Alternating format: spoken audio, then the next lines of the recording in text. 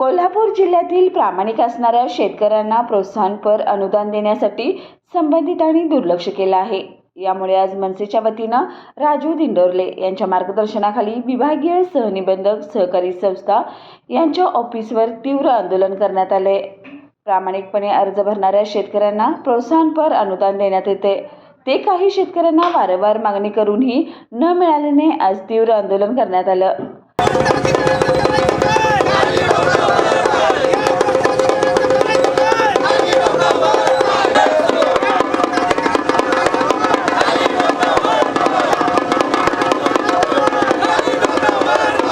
यावेळी प्रसाद पाटील, अमित पाटील, निलेश धुमा, अभिजित पाटील, नवनाथ निकम, अमर बचाटे, ज्ञानदेव पाटील आदीसह शेतकरी पदाधिकारी मोठ्या संख्येने सहभागी झाले होते।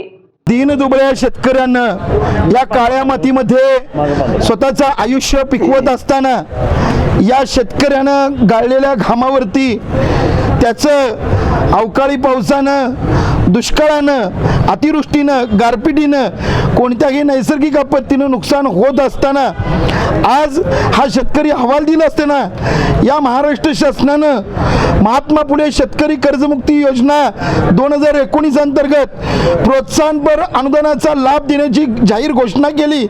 मात्र ही घोषणा फसवी ठरलेली आहे। कोल्हापूर जिल्ह्यातील सुमारे 3 लाखाहून अधिक शेतकरी या योजनेमध्ये पात्र असताना देखील आजवर या योजनेतील शेतकऱ्यांना न्याय मिळण्यापासून ते शेतकरी वंचित राहिलेले आहेत। यासाठी आज शहराध्यक्ष राजू दिंडोरले यांच्या नेतृत्वाखाली मनसे कोल्हापूर तर्फे आज अरुण काकडे विभागीय निबंधक यांना संयुक्त निवेदन दिले।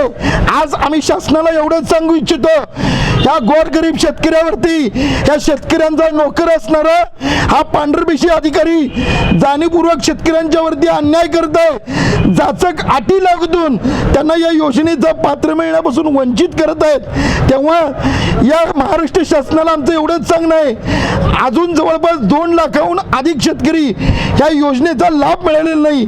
येणाऱ्या 7 दिवसामध्ये जर का या महाराष्ट्र शासनानं या कोल्हापूर जिल्ह्यातील शेतकऱ्यांना लाभ दिला नाही तर महाराष्ट्र नवनिर्माण सेना या कार्यालयासमोर आमरण उपोषणाला बसेल।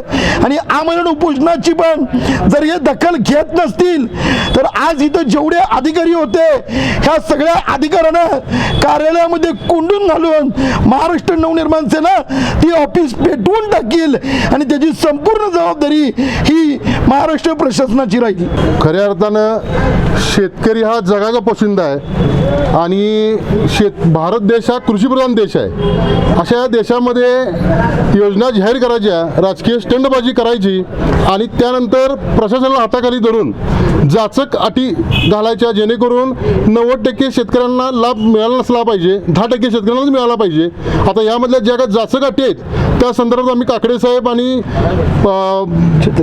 सचिव, आपले मंत्रालयाचे सचिव यांच्याशी आम्ही संवाद साधलेला आहे फोनवरून आणि काकडे साहेबांना आम्ही निवेदन दिलेलं आहे। प्रसाद पाटलांनी सांगितल्या पद्धतीनं सुरुवातीला आम्ही सनदशील मार्गाने हे आंदोलन करतोय। जर का शेतकऱ्यांना योग्यरीतीने न्याय नाही मिळाला आणि सरसकट जशी कर्जमाफी झाली तसं प्रोत्साहनपर अनुदान हे सरसकट शेतकऱ्यांना मिळालंच पाहिजे। ना 1 वर्ष, ना 2 वर्ष, ना 3 वर्ष, ज्या शेतकऱ्यांनी नियमितपणे कर्ज घेतलेलं आहे आणि नियमितपणे परतफेड केलेली आहे त्या सर्व शेतकऱ्यांना याचा लाभ मिळाला पाहिजे।